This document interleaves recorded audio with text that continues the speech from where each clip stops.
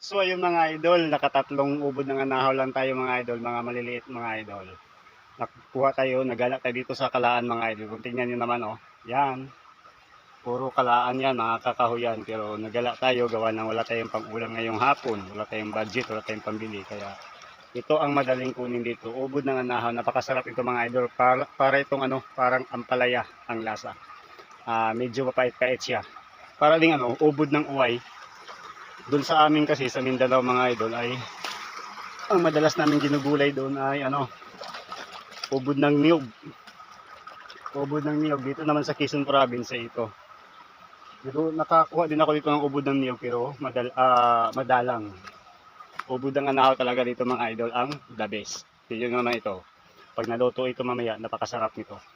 Solved na yung hapunan namin ng aking pamilya. So hanggang dito na lang. Baka pwede pa kayo follow, like and share mga idol.